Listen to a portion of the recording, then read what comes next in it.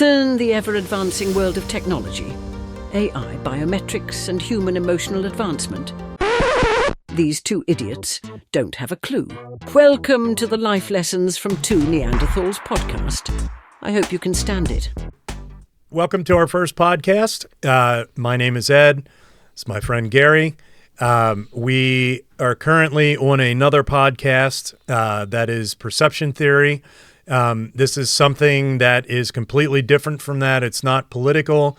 It's just like it states, life lessons with two Neanderthals. This is a continuation of a show that Gary had done. Was it a year ago, 2 years ago now? It's probably, a year and a half. About a year and a half, we'll say two. That Gary had come up with on his own, and I really liked the idea, and it was something that I think just kind of got scrapped in your jostling of things around. Yeah, and I really enjoyed it, and so this is why we're back. So this is Gary's thought. Is it think tank? Should we make it your think tank? That's fine. That would imply that there's a brain up here, but yeah, we'll go ahead and go with that. Well, we are Neanderthals. So. We had to survive the dinosaurs and everything. That's true. So there is brain up here somewhere. So yeah, we just want to say hi. Again, this is our first podcast. Thank you for joining us, and we're going to get on with the show. So we have a video that kind of sparked this off. It is a TED Talk that we want to show you. It's about 5 minutes long, I think. So take a listen to it, and then we're going to come up with our own thoughts on it as well. So let's roll that beautiful bean footage. Love it. For men, shame is not a bunch of competing, conflicting expectations. Shame is one. Do not be perceived as what? Weak. I did not interview men for the first 4 years of my study, and it wasn't until a man looked at me one day after a book signing and said, "I love what you have to say about shame. I'm curious why you didn't mention men." And I said, "I don't study men." And he said, "That's convenient." And I said, "Why?" And he said, "Because you say to reach out, tell our story, be vulnerable. But you see those books you just signed for my wife and my 3 daughters?" I said, "Yeah. They'd rather me die on top of my white horse than watch me fall down."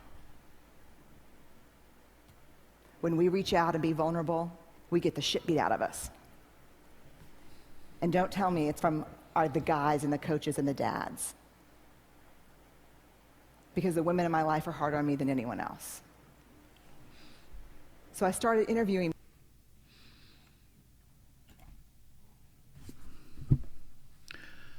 So that was Bené. She's a psychologist. Her name is Bené Brown, and she does a lot of research into psychological things. How society views certain things, how society reacts to certain things, how people react to society reacting. So this is one with Bené Brown, which said, now I want to keep looking over there. So this sets the tone for what we wanted to discuss, and that is, as you heard from her, that if a man is vulnerable or seems vulnerable enough to share his feelings with whoever, then he gets the shit kicked out of him. And like you heard there, it wasn't by your friend or another guy. It's the women, and which I found very, very, very fascinating, because how men have always been brought up, or how been the perceived notion is like your father was the one that was always hard on you and didn't want to see you weak, and guys don't cry, and this, that, and the other. And that is kind of a myth also, maybe not in the boomer era, but maybe they were a little bit harder. But the way I raised my son and stuff is tell him that I love him, care about him, and proud of him, so forth and so on. So, I mean, are we getting that? Are we getting that from female population? Well, that's an interesting question. So I guess we have to look at where everything started and where this male macho and, this, I guess the bulletproof facade that men have to put on in today's world. So I know that you were in the military, and I know that you have seen some crazy shit that I'm sure you wish you could forget, but unfortunately it doesn't all go away. Thinking about that and going back to like the First World War, and there's many good books. I just finished reading one last week that in this book, it was actually written from the German point of view. And he was saying in there that there were, the constant bombardments and bullets flying all over the place, and that there were some men that, would say that, things weren't right. They didn't want to do this. And the generals and the sergeants and things like that actually, pretty much slapped the shit out of him and told him, you're full of shit, and go back out there on the front line. One of the other things too is in this time period, just Google one time shell shock, and there's videos out there, and it is horrific. And then you get into World War II. My grandfather fought in World War II. My uncles fought in World War II. And they never really, my grandfather would say where he was, but he never really said, what he did. And not that he was angry, but, he was a badass, never laid a hand on me, but I always knew where I stood. And my father, well, my sperm donor, he was a beater. And, I guess, he would say the tough love and things like that. So I kind of think that for some reason, the manhood thing, the strong, bulletproof person was actually, it was ingrained in many men growing up throughout the years. I guess throughout the centuries or generations would be a better type. So, but I guess one of the things that I don't understand is why can't you be both? And the reason I ask that is because I see, and again, this is probably going to sound generational and, all these damn kids, but it seems like so many of the kids or, the young men nowadays they're soft. And my thing is, why can't you be a man, with that strength, but still be the guy that when your daughter comes up to you that you can hug, or when your son needs that affirmation or something, or that that you can tell him you're proud of him.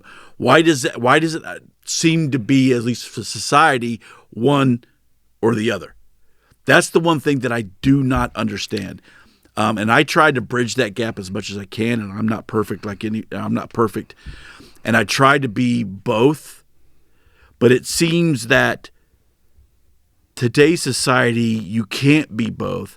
If you're the macho male, then it's toxic. If you're too much of it, then you're not man enough to lead, say, because now you got all these, women and, as the term they call boss bitches, right? I'm the alpha now, and this, that, and the other. So if you're not man enough to kind of run that show, then you're going to get run over, right? So, when did that shift come to where you're macho, but yet, because I've seen stuff on World War II all the time where these were some badasses, but they broke down. Right. And they broke down in front of people, other guys and this, that, and the other, and it was fine. Right. Right? It wasn't it wasn't considered a sign of weakness.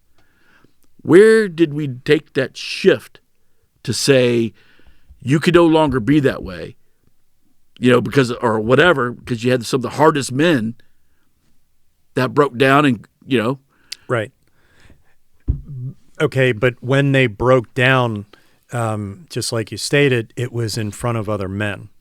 Now, who understood. Right, because they were there. Right. They were in the trenches or vehicles or whatever, so they got it. And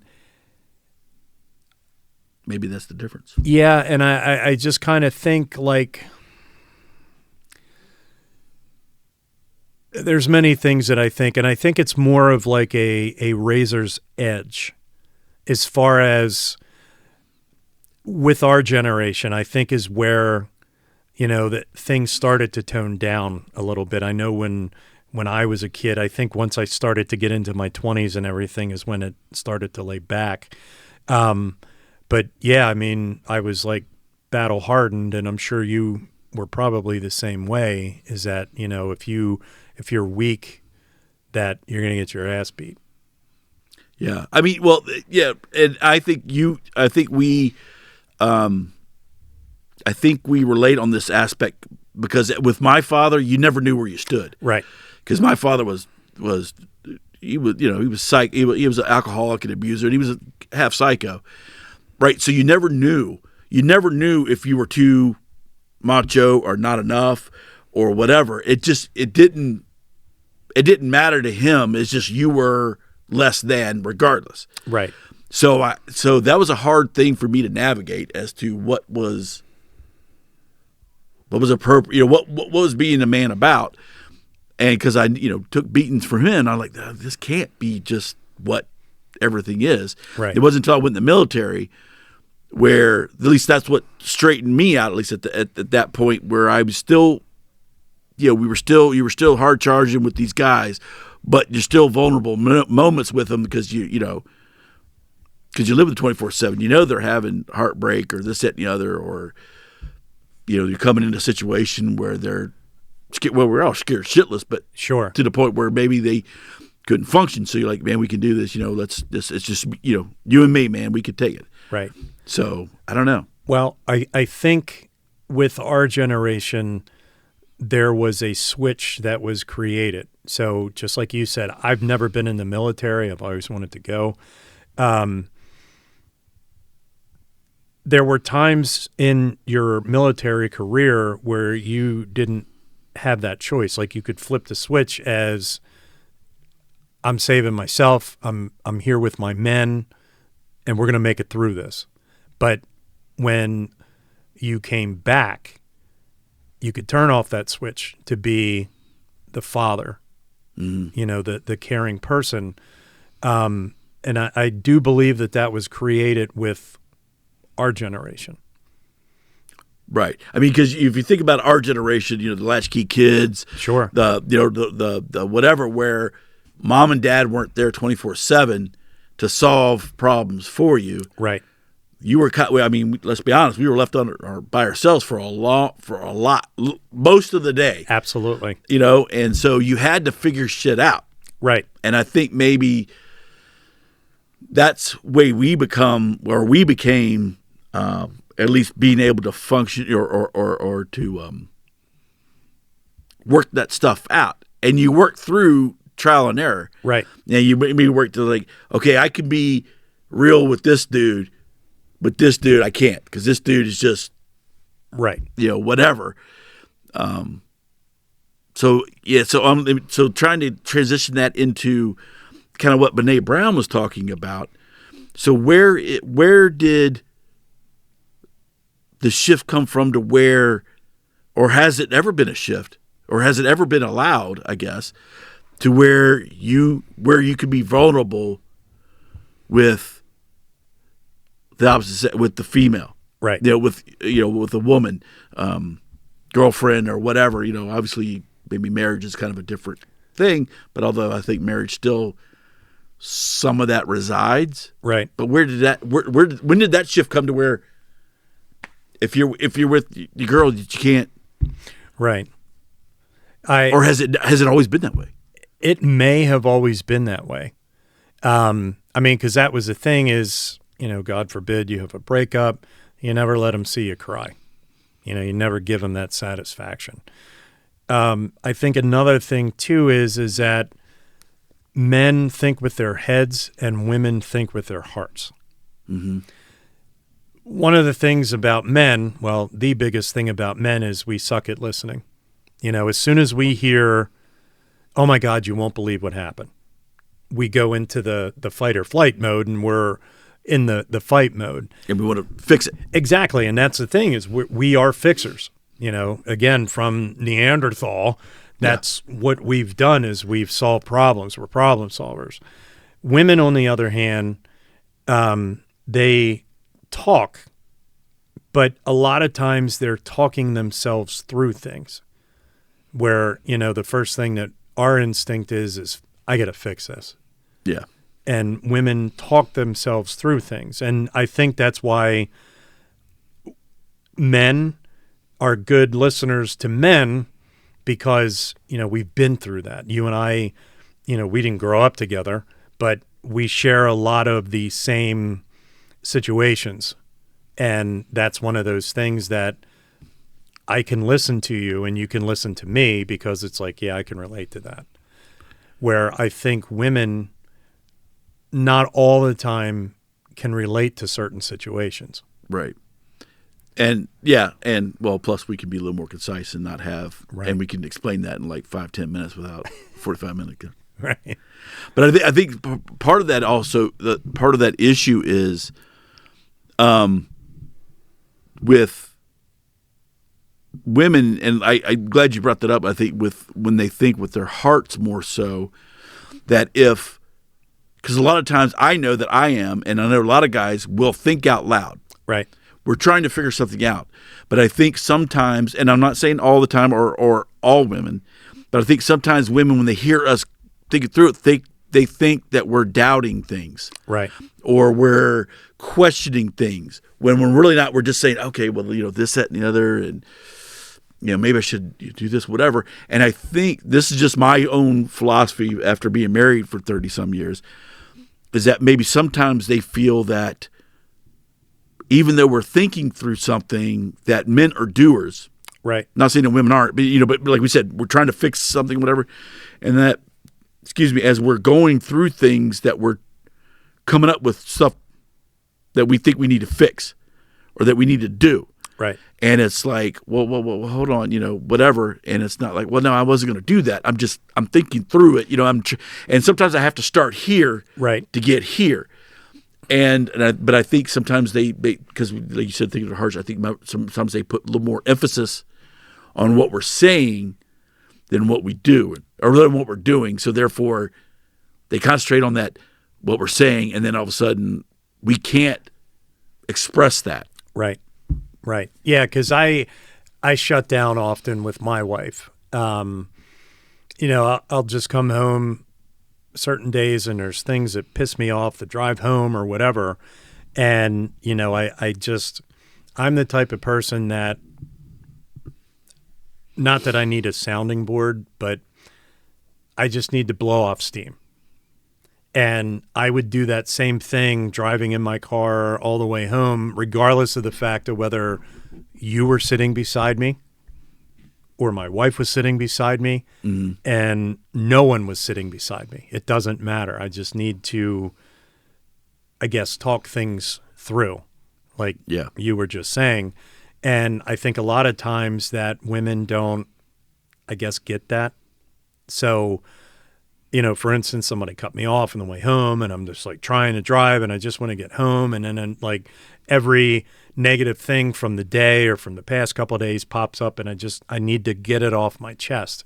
And a lot of times I think that's like, you shouldn't think that way or you shouldn't feel that way because you're getting all frustrated over something that has nothing to do with you. And that's kind of like, no. Yeah. No, I'm blowing the valve. Right, exactly. Exactly. Yeah, it may not have anything to do with me, but this really pisses me off or it really bothers me. And then it's kind of like, and again, it's not intentional, but the fact that, you shouldn't feel that way. This has nothing to do with you. Yeah, but it's just one more thing I added to the freaking cart, Right. of the shit that did involve me, and then I'm a little pissed off about. Now you slap out on, and I'm just like, bullshit, like even driving, I might, somebody cuss me off, I'm like, you son of a bitch, right? But I don't like jump out of the car, start beating on his windshield with a baseball bat, but I let that out, and all of a sudden, as soon as that goes, you mother, and it's gone. Right. And I'm like, whoop. Right. And I'm whoop, right back in folk. And it's like, let me blow that off. Let me blow that out, and I'm good. Right. But she thinks it's me getting completely frustrated. Like I think what you're saying, she gets completely frustrated. Well, you're frustrating yourself over something that's just no. I'm releasing that I'm releasing the shit. Right. So it doesn't build up. Because I don't have enough boxes, which, with the military and a lot of other people, like even some therapies will tell you to compartmentalize. Right. Right. And there's some shit that I don't feel like dealing with right now. So I'm going to put it in its box until I'm in a better frame of mind or a better position just emotionally to deal with that. Right. Right. But this other stuff, I might just blow that valve off, whatever. I'm good. Okay. And the problem is when you get with people, they get, well, not so much. It's not everything that is depression, but even depression or even suicidal, right, is because that box getting fills full. up. Yeah, and they haven't taken the time to open it and deal with it as they needed to, and now it's overflowing, and they don't know how to put everything back in the box. Right, and so that's what I'm trying to tell. Like same thing you probably are. It's like when I blow that, poof, I'm done. Right, I'm good. Yeah, Yeah. Firecracker has gone off, and I'm good to pop. go. Yeah, it's not. Like if every 5 seconds I jumped out of the damn car with a crowbar, start beating on somebody's windshield. Yeah, you got a problem. Then we're looking like road rage or right. There's more of a psychological issue, but yeah, and I said I'm good now. But right. Let me blow that out. Yeah, and I 100%. Those are facts. And that I think is the thing that I think men and women can definitely learn from, is just sometimes you just need to sit back and just let the steam roll. And so what is it that you think? And again, this is not to call anybody out. This is not to be an asshole. We're just talking through shit. What is it that you think your wife doesn't get to where when she says, again, when she says you shouldn't feel that way, whatever, what is it that you think she's not getting? I think a lot of it is, I was born and raised right outside of Baltimore City. So I am very, very street smart. Mm-hmm. And, the thing is like when you have somebody that acts like a jerk out in public and you call them out for being a jerk, she gets embarrassed, which I haven't done this in a while, but she gets embarrassed from that. And, I don't understand why you have to do that, which from her point of view, yeah, I get that. But the thing of it is that coming from where I came from, or at least being street smart, I've seen this before and I've seen where it can go. And I've been that guy before. And, there's certain points at times where it's just like, hey, man, you got to call a spade a spade. And that's kind of the thing that I see, is that my wife is very intelligent. She's got a college degree and things like that. I'm not very book smart, but street smart will get me out of a fix where, I could spell every single word in the dictionary, but it's not going to help me in all situations, or if any situations. Right. I can definitely relate. Because, obviously places I've been and what I've done, especially military and then afterwards, and been in different countries. So I've seen, like say, where they talk about every country or every city has a ghetto or right. poor place. So I've been in a lot of countries, different countries. And yeah, you see that you're everywhere, and you see that people, you see the haves and the don't haves, And sometimes where, like you said, if I address something, it's because I almost feel a need to do so. Right. Because I see maybe some injustice or something, and that could be experiences with how you grew up, or even as an adult, or like I said, even the places I've been. And I said, and sometimes you're just like, no, not here. Not here. Right. We're not doing that here, and we're not doing that now, whatever. And I think maybe and I'm not saying no women get it. Sure. But I think it's a thing. Like I teach self-defense, and one of the things I teach is that men and women are somewhat different. Women kind of have this sixth sense when they know something is wrong. Right. Right. And so, as I teach them in the awareness part, err on the side of that. And if something doesn't seem right, don't enter into the situation. Right. If there's, a couple shady guys sitting outside of a bar or a place of business, and it's darker and stuff else, if that's just tingling, it's your spidey senses, don't do it. Just go back in your car, whatever, leave or whatever. Right. I said, but the thing about it is with men have that ability to flick a switch where we may not maybe be aware of things, but if something's ready to jump off, we can switch off, and then we're ready to kill something in a second. Right. So being through that, and one of the reasons I say that is because for the most part, women are trying to reason it out. Like if they're attacked, like say, if it's a sexual, or if it begins as a sexual assault, they're say, well, why is this happening? Why are they doing this? I don't understand. Whereas you need to flick the switch and say, okay, I'm going to F them up. Right. And I'm going to leave them like a bloodied heap on the ground.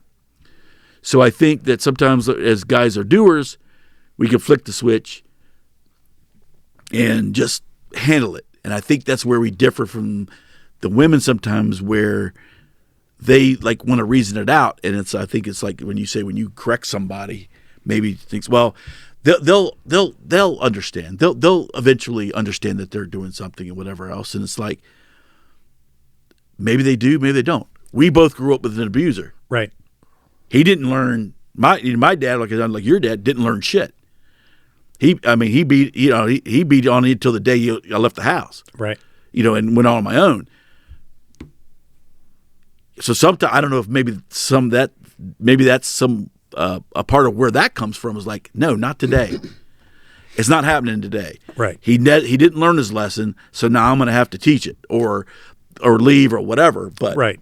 If now I'm doing something and now you're in my way, and wherever I got to do, I could just roll out. But you know what? Sometimes it's just like, not today. Right. Right. And going back to what you said too about having a sixth sense, I think not all women are exposed to a lot of things, depending on where you grew up at, things like that. I can tell you with my wife, things are a lot different where she grew up where I grew up at. Yeah. And a lot of times... And sorry, just so you know, I grew up with his wife, who my wife grew up with his wife. So I know that both of them were not both of them were not exposed to a lot of effed up stuff. Sorry, go ahead. No, it's fine. And, the thing of it is that being exposed to those types of things, I get it. I can tell you, my sixth sense is this is no good. This is a bad situation. Let's just get the hell away from it. Mm-hmm. And I think sometimes with my wife, it's like, oh, I don't understand, why would you say that? But there's nothing going on here. That's where that sixth sense come in. Right. And because men are exposed to, again, certain things that most women don't get exposed to. Again, going back to, a war or conflict or anything like that, there are certain scenes that you have that, again, you don't want to remember them. You could love to forget them if you can, that most people, even men, they've never been exposed to that before. Mm-hmm. And that's kind of where that emotional thing kind of kicks in, where, there's memories that pop up and it's like, holy shit, where did this come from? Because we bury it. Our brains have a tendency to bury that. And it's tough because that is an emotional thing, and not many people can like relate to that. I think I agree. And I think it also goes to whether or not you were necessarily exposed to certain things, but I think also as the way you're raised as a man, I won't say expected, but you're almost conditioned to react Right. a certain way. Right. As opposed to, I think women are raised to react a certain way to certain things. Correct. And so therefore it's, with guys, it's like, and it's not saying that there are not women out there that go through the same shit, because there are women that's been raised in an abusive home and they've had to survive and they've had to like flick the switch. But in general, like we're saying, with women, especially like both our wives, kind of grew up the same, and it was a nice, Down home, both parents, whatever. Yeah, I think we're conditioned to react a certain way, and it is to fix it, whatever that may be. Right. Is that to move everything away? That may be one. Maybe it's to take care of the situation, nip it off at the bud. Right. And whatever. But I think with guys, it's more of, okay, we see something and we're going to react. Whereas a lot of times, again, not only, but, a lot of times with women, it's like, yeah, okay, what's the big, what's, this or that, what's the big deal, or what's, whatever. You're not seeing this brewing. Right. I'm seeing it's starting to brew. We don't need to be here. I'm telling you. Right. And then, because if not, we're going to get in a situation that you're not going to like me having to deal with the way that I'm going to have to deal with it, because you're always telling me, let's not be that way or whatever. But it's like, I'm telling you, unless we roll up out of here, it might get to that point and I'm going to have to do something that you don't want me to do. Right. So let's move. Right.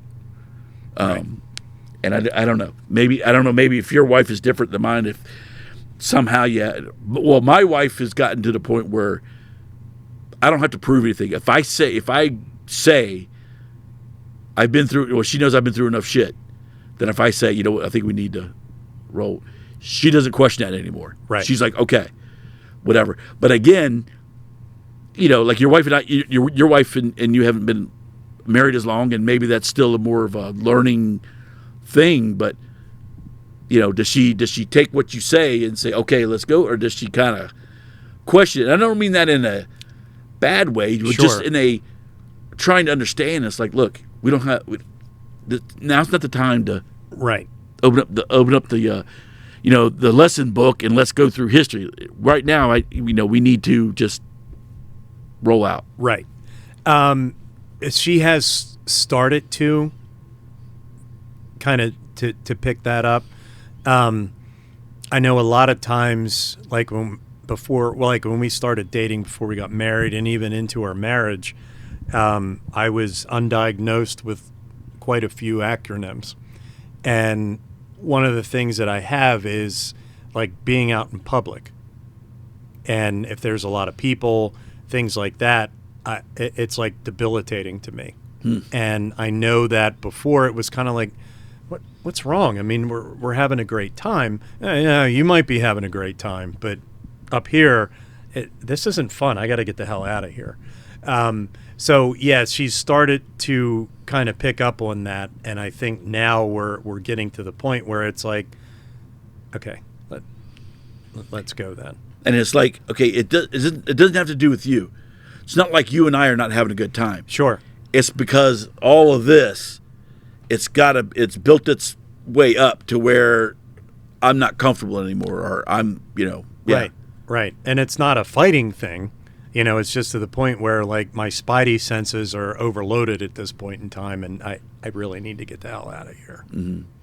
Yeah, it's not like you see people walking in with a shotgun strapped across their chest and stuff, and they're like, oh shit, we probably need to go. It's just having all that stimulation. Like, I think it's like I can't assess it. Sure. This quick or this much. This is too much to assess. I think I need to, because as men, that's kind of how we roll. We assess things because it's and whether or not people think it's misogynistic or whatever else, we're protectors. That's kind of that's ingrained. Sure. That has nothing to do with really how you're raised. Right. That's just ingrained. So, kind of the thing that, kind of a joke thing that's kind of going around on Instagram where they kind of do this little kind of funny thing where the girl, like they'll show the wife and she's on her phone and she's like eating and stuff like that. And you see the guy just kind of scoping around. Right. And I don't think maybe women don't realize that even if you don't see that, that's what we're doing. Right. And so if you articulate that so that's kind of the reason why we don't share a lot of feelings, because like you said, like why do you think that's such an issue or whatever? It's like, I don't necessarily think there's an issue, but if one comes, I don't want to let you down in the simple fact that I can't at least try to get us out of here or work through this situation in case shit pops off or Sure. whatever. Well, I think a lot of it too, and you just kind of notion to this, is a lot of men, not all of us, but a lot of men actually have what's called situational awareness. Mm-hmm. I was a bouncer for years back in the day, and that was one of the things that I learned, is that your head has to be on a swivel. And I'm sure you learned that in the military as well.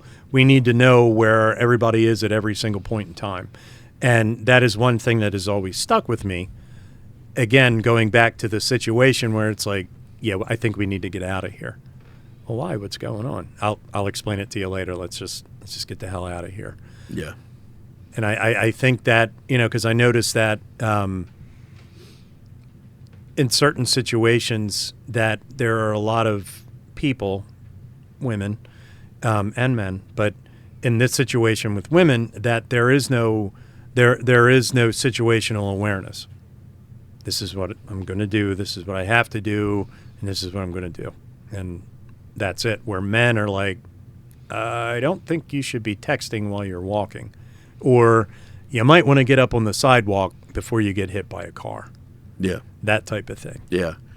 And I think I think some of that also comes with, like when you talk to, let's just say you have a couple, and let's just say let's say they're not even married yet. They've been going out for a while. And what I think a lot of females or women don't understand is, like, there are times when your boyfriend, partner, whatever, guy has a problem with you going out with the girl. Not every time. Sure. Sometimes you girls go out and it's fine and it's everything else. But not every time is he comfortable with that, because he is not there to provide that situation awareness, or the fact that he just feels the need to protect. Right. Because if you have, say 5 females go out, maybe in pack mentality, they have, like maybe one of them is not going to get snatched off the street if all 5 of them together, but they still are not, they don't have that awareness to where they're scanning just in case something happens or what have you. Right. And so a lot of times guys will get anxious because they're not there. Right. Or I think going back to the topic is, there's certain guys that, I'll go out every night. That's not me. I'll go out on occasion with my wife.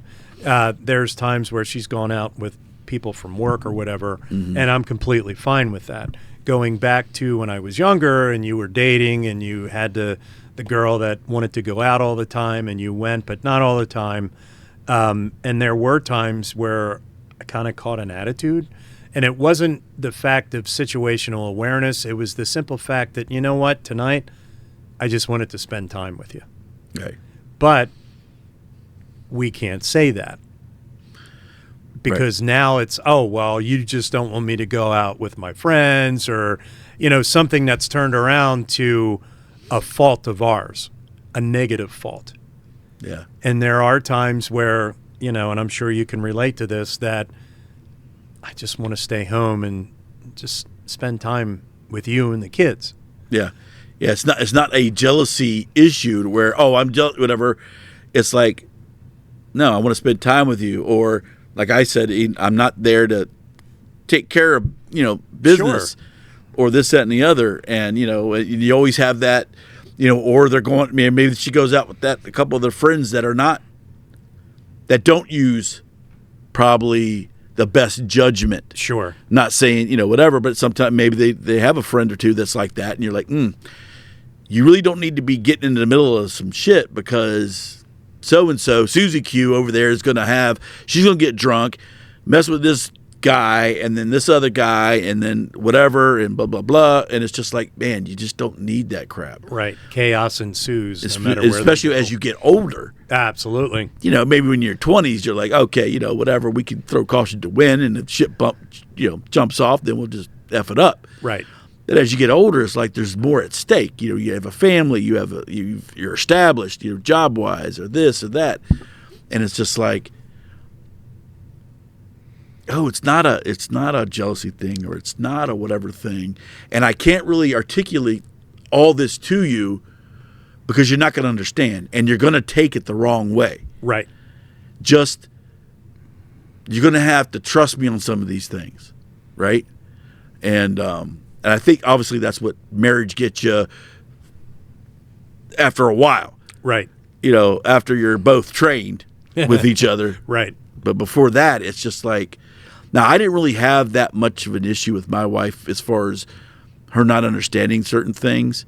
For the most part. I mean, there's some times when I've said, hey, I'm not comfortable with this or whatever. And kind of, I'm not saying that she said, oh, whatever, I'm not going to do it. But she might say, okay, well, I'll take this precaution, or I know, if, so-and-so will be there, and, they've done this before, what have you. Sure. And so it makes you kind of a little bit, okay, that'll probably be okay if it, does that. But I'll agree, get back to the subject, that there's a lot of stuff that I don't feel that I can share or articulate to her, my wife, because I don't think she's going to understand where I'm coming from. Right. I just, like I said, I just need you to trust. Now, I've had talks with her. I mean, we've been married for 35 years. So we've had talks. And that's only came about because of the length of time. Right. Right?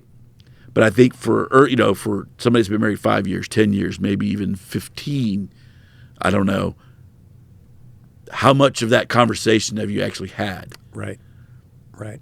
So, I mean, I don't know. Yeah, it's like walking a razor's edge, because with the TED Talk, it's one of those things that, I mean, your own emotions can be weaponized against you, whether it's positive or negative. Oh, I can't say this to so-and-so because every time he gets pissed off and flies off the handle. Well, it's not every time. It may have been, 1 or 2 times, but it's not every time. And I think a lot of the things in marriage is the fact that the communication kind of lags a little bit, True. Because I know I do it. Every time you and I have a conversation, this is what happens. Now, it's not every time, but in this situation, this is what happened, and this is why I got upset. Because we're not bringing it out at that moment. We're just kind of generalizing everything. And I think a lot of times that may happen with women that, kind of weaponize that thing because it's not brought to the attention, or it may have been brought to the attention the couple times that it did happen. We just don't listen to that. Right. So, yeah, it is tough. And I think younger men, what are we, Generation X? So that would be like Generation Z and everybody else now. I think that men and women in our age group in the Gen X has, I wasn't allowed to do that when I was a kid because my parents didn't like me doing that, but I think I'm going to let my kids do it. And, with us growing up, we weren't allowed to show emotion.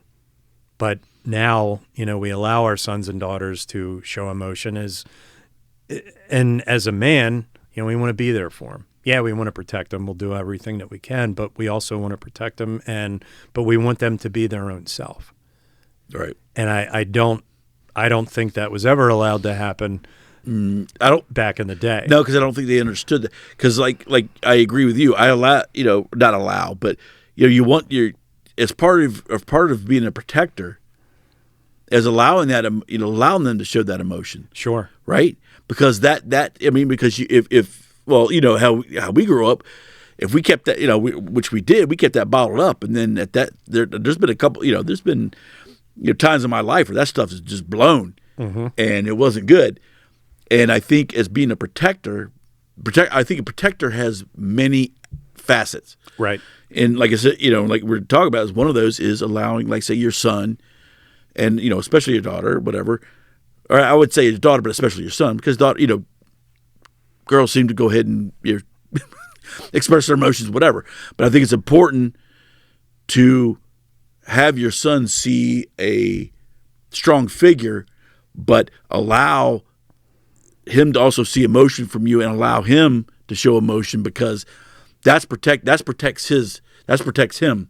If you got to let those feelings out, because you're going to be better, you're going to be hopefully more mentally attuned and have better mental health if you're allowed to express things, and then even express that, and then maybe go back to your father and say, yeah, whatever, and have a talk with him about it or whatever. I don't know. Obviously, that wasn't the case with you and myself, right? But I try to be, and definitely make sure that my son knows I'm available for that, to say, yeah, that's what it is. Now, here's how I feel about certain things. You're never not going to know where my boundaries are or how I feel, but that doesn't mean you can't come to me and express how you feel about things, and we're going to talk through it. And I want you to share that with me, because then that makes me know that I'm doing at least a half decent job. Right. Right. So I don't have kids, but you do. And, just sitting here listening to you, I just remember the terms growing up is, daddy's girl or mama's boy. Mm-hmm. So I'm just thinking, like, as a man, AKA boy, growing up, our moms would listen to us. Yes. And they would show empathy and sympathy, where as a boy growing up, going to their dad had no sympathy or empathy. Yeah, pretty much, yeah. And I think the opposite for the men, were the daddy's girl, because dad would listen to her, where he wouldn't listen to the boy. So yeah. And and I think that's definitely a good observation. And where the guy, but now I will say my son is a mama's boy, and in the sense that he hates to disappoint his mother. Right. When it comes to his father, we have a good relationship in the sense that he knows he can come to me and I won't judge him on the feelings he had. Now we may differ in some of the way we feel, or way we think or look at things or whatever, but at the end of the day, if he's coming to me, then I'm not going to judge him on what he's coming to me with. Right. And I try to be there for him, and like you said, but the thing about it, I think back to, especially with our fathers, and probably even sons now and stuff, is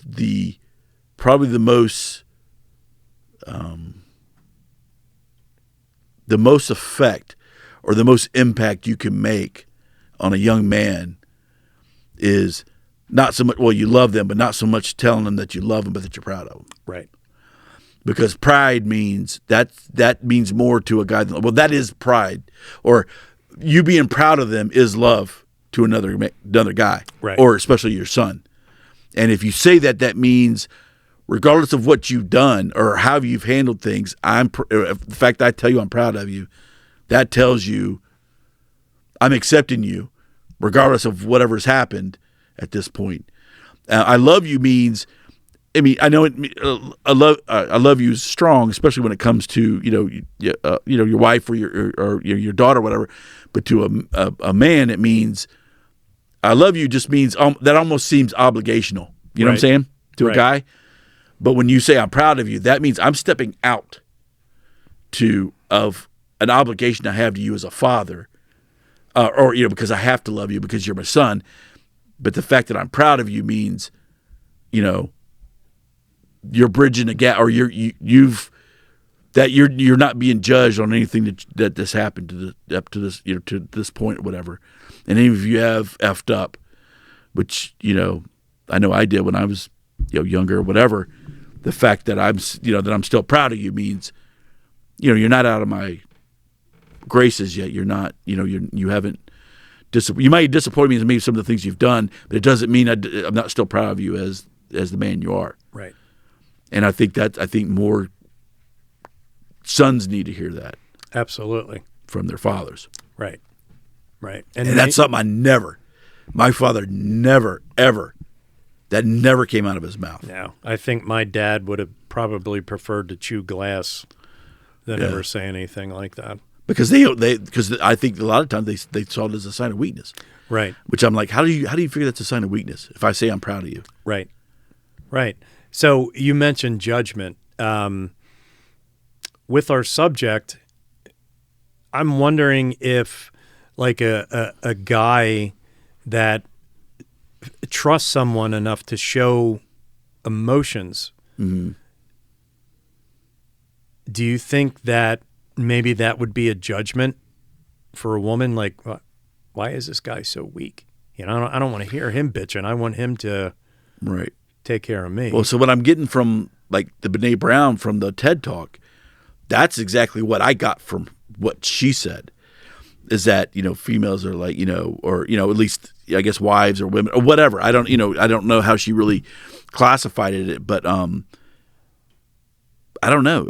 I wonder if it's because, I don't know if it's because if they see emotion that they do see that as a weakness, or the fact that you can't handle something. It doesn't mean I can't handle it. Right. It just means I'm trying to work through it, so I need to show, a little bit of emotion, whatever that may be. And I sometimes think it's not so much how we say something, but it's what we say. Mm-hmm.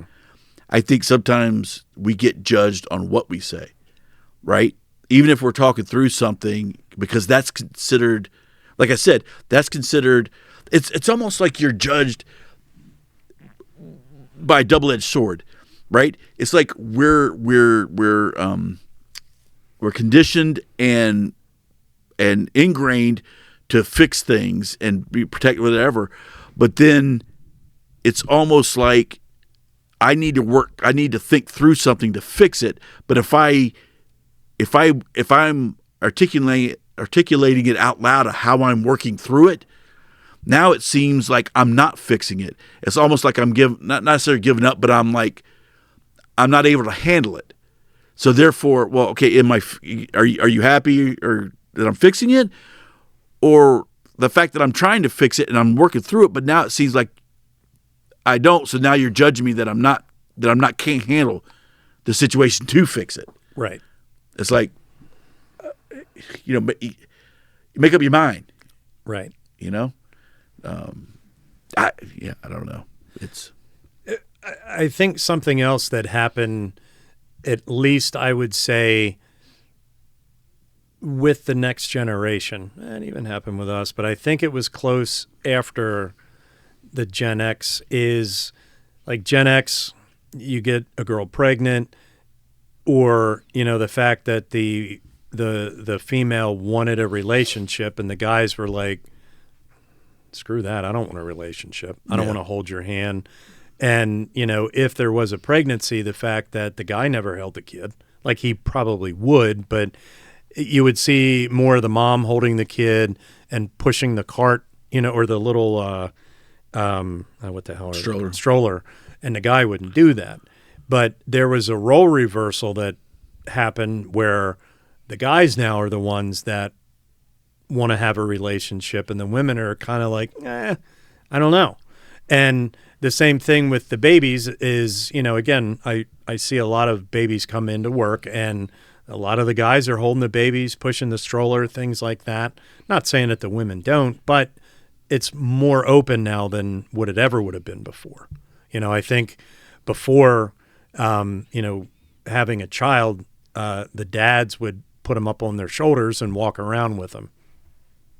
But now I see that role reversal. Yeah. So, and I think that may have something to do with judgments or things like that, where now the woman is the strong partner in the relationship and it's not the man. And I don't know where that shift came or if it is a shift or whatever, but women are more ingrained to be nurturing. Right. I'm not saying men can't be nurturing, but for the most part, generalization, women are as ingrained and they're much, much better at it. Right.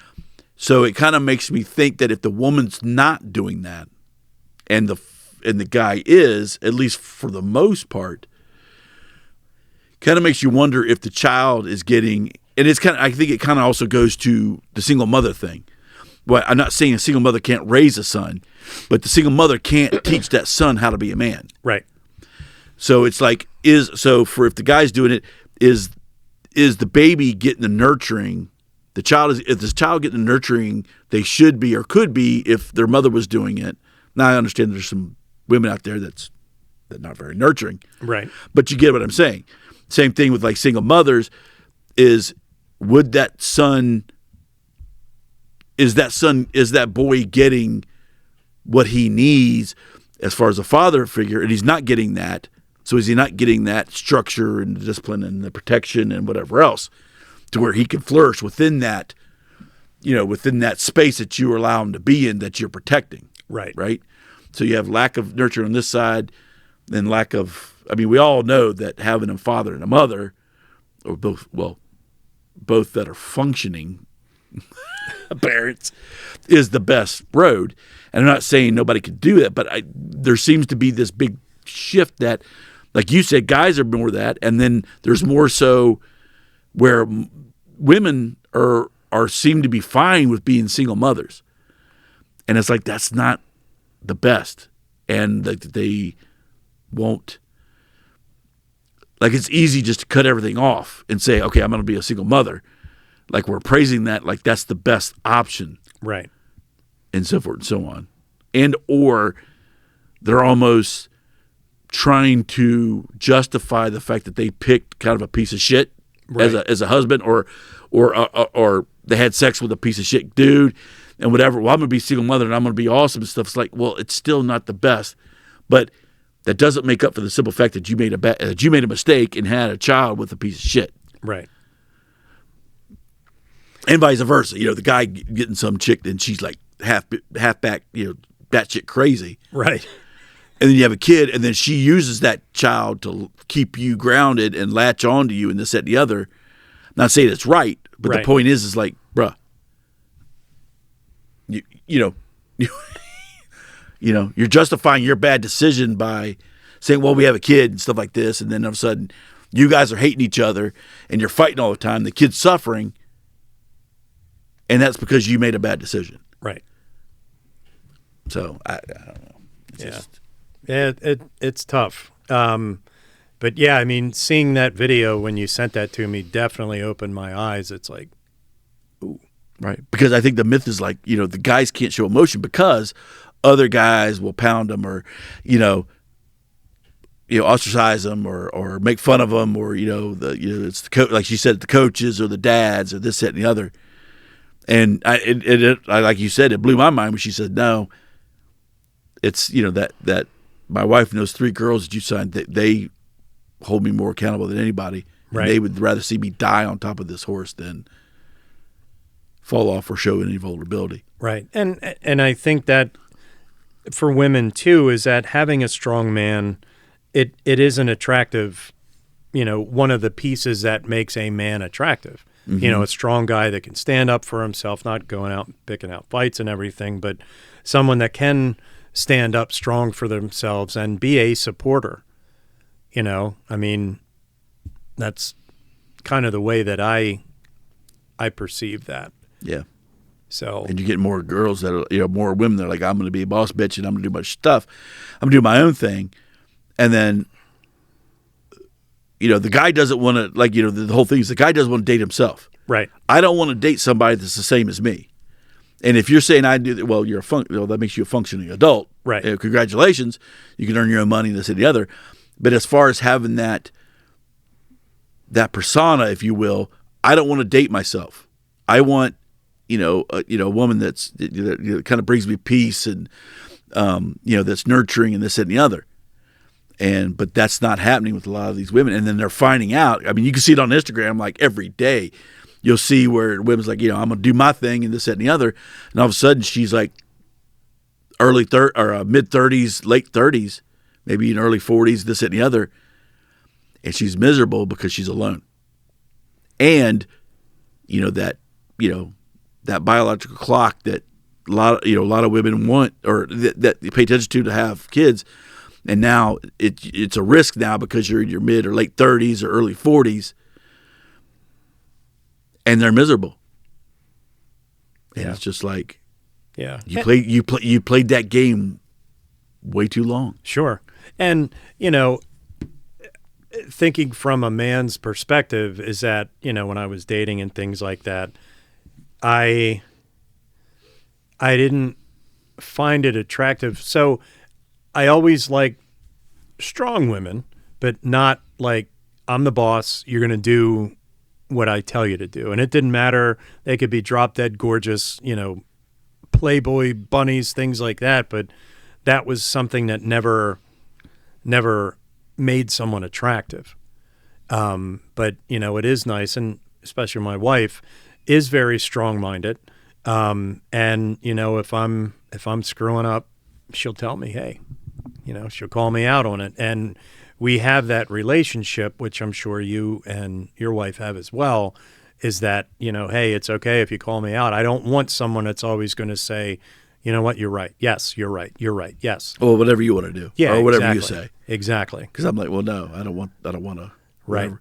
And, the funny thing you bring that up is because just today, my wife and I were coming back from, I think come back from Costco. And because something happened at Costco, whatever, and I said, one of the reasons I love you, or one of the reasons, is that you're kind. Like that you care about other people, like, for just bumping into somebody. Sure. Right? Doesn't mean she's Florence Nightingale, or Clara Barton or, whatever it was. But, she says, excuse me, and she's always sorry, whatever else, because she cares about, that interaction just being just common courtesy or whatever, but she cares about me. And that's just one of the things that I love about her. And if you got this woman that's just trying to beat her chest and walking around, and that's not who I want. Right. And I can tell you most men don't want, loud, brash, non-nurturing, like non-loving, not non-caring type woman. Sure. And if that's how she continues to go, that's on her. That's going to be on her, and she's going to be alone for a while. So it's like the fact that if I get to a point where I'm in a marriage, or especially in a marriage or whatever, even maybe before I get married, if I'm in a situation where I can't at least be vulnerable enough to know that that's in a situation right then, and that 2 seconds later I'm going to be standing up on the mountaintop again with my sword and the freaking shield up and then whatever. I need you to trust me that that's who I am and that's what's going to happen. But right this moment, I'm struggling a little bit, but it's going to be okay, but I need you there. Right. I need you with me. Right. And not looking down at me and saying, oh, well, shit, Right. And I think that's with our generation that we made that switch.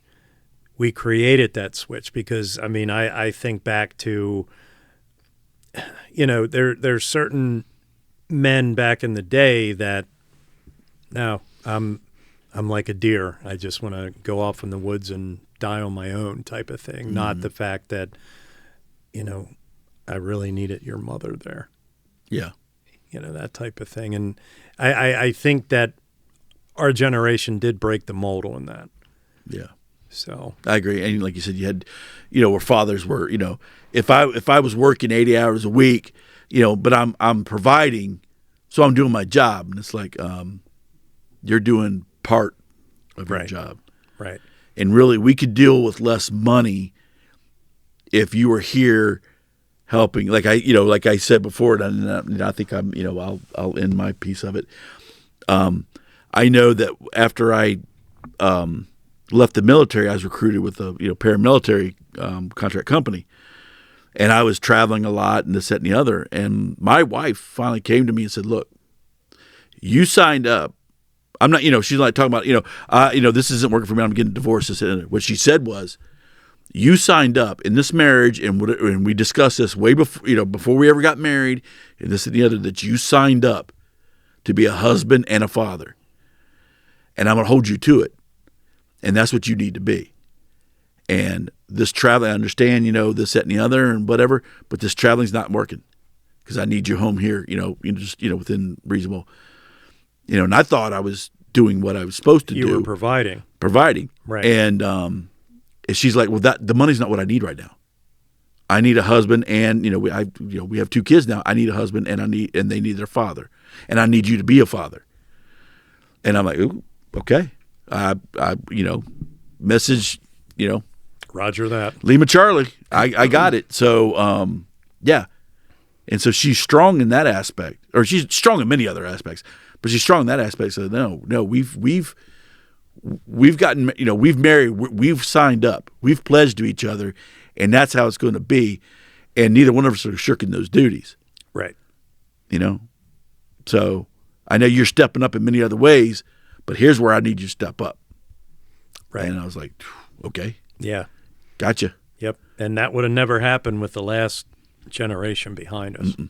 And and you think your wife would sit there and just be miserable, and not. So I think back in the day, women maybe couldn't show or maybe talk about as much emotion and feelings that they could, and then that shift came where they just started sharing everything, probably too much, and then decided, okay, well now I'm going to be, like I said, the boss bitch, and I'm not, I'm going to hold some of that back.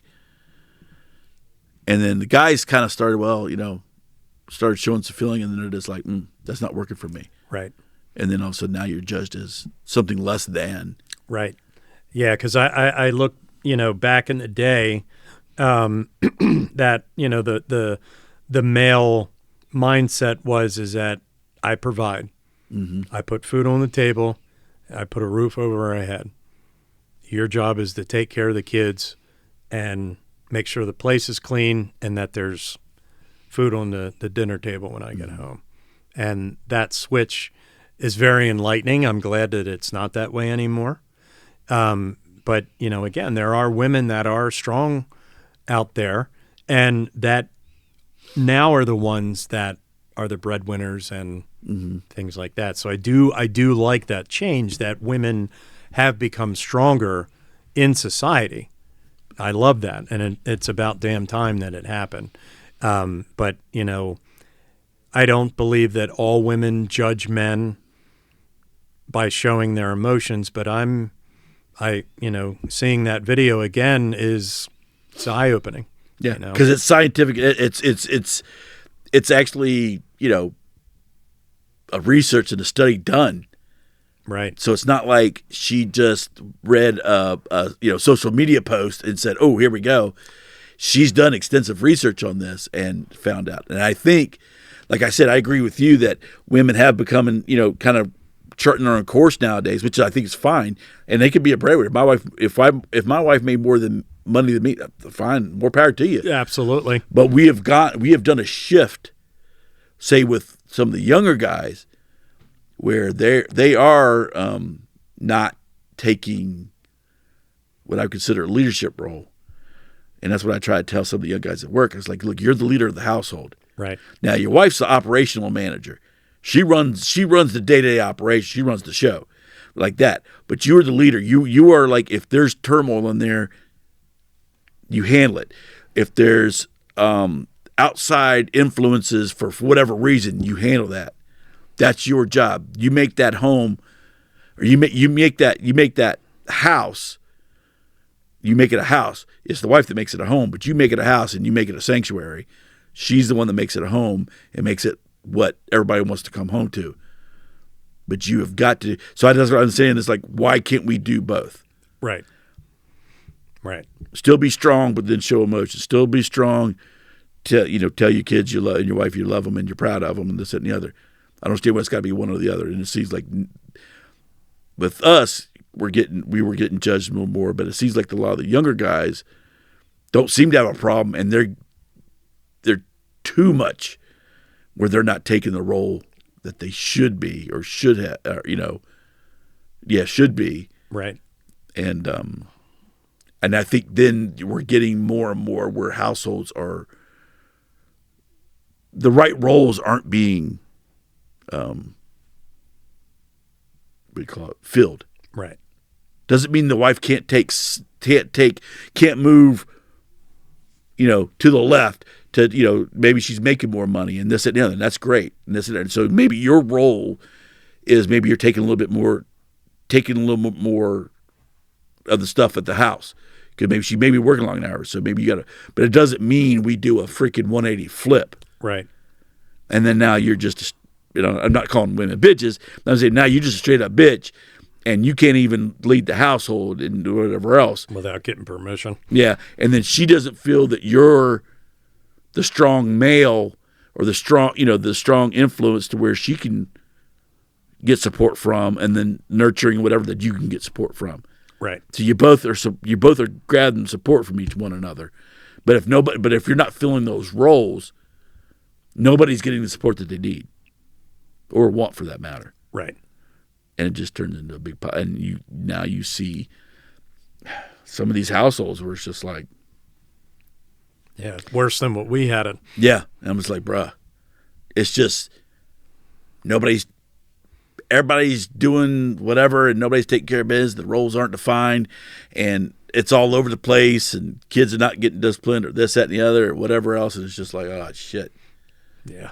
So hopefully I always believe that things come full circle. And I think as we get to the point where we're less involved with one another, as far as, with phones and social media and this and that and whatever. And I think, though, that it's going to come back around to where people are going to start missing that human touch and that more of being more invested in people, especially their families. Right. I think that's going to come back around. And I think the whole emotion, I think we're going to get it right where men are the strong, can be strong and emotional, and women can be, emotional, but then have the strength and too, just not be, beating their chest like I'm the show and just F the rest of it. So right. All right. That's my take. That's my take as well. So this is our first podcast. So I hope you all enjoy it. Check out our other podcast. Let me turn around. I got all comfy. Yep. Our perception theory, which is a lot of political based, but also on, current events and stuff. Current events. Yeah, it was in there somewhere. So yeah, check us out. Again, thank you for joining us. If there is a topic that you would like to have us discuss, please, by all means, put it down in the comments. Like us, follow us, hate us, comment. Well, you can hate us, just still subscribe, and then you can bitch in the comments of how much you hate us, but at least subscribe. Absolutely. I like that. And for those that you can see on the banner, it's 2 Neanderthals. That's the number 2 Neanderthals.podcast@gmail.com. And for those of you that are on the podcast and are not seeing us, it is 2, the letter or the number. I keep saying letter. The number 2 Neanderthals, 2 Neanderthals.podcast@gmail.com. So you can also hit us on the email and come up with a comment or a topic or whatever. And just to tell you, this is our first run. So I think we're going to come with a little bit different format when it comes to I think we're looking at doing more of a 2-camera setup. So it looks a little more natural. But we're going to work that out. Like I said, we're just the initial stages here. This is the draft, and we'll see how that works. All right, folks. Thanks for joining us. Have a safe and happy week, and we'll see you. All right. Bye. Bye.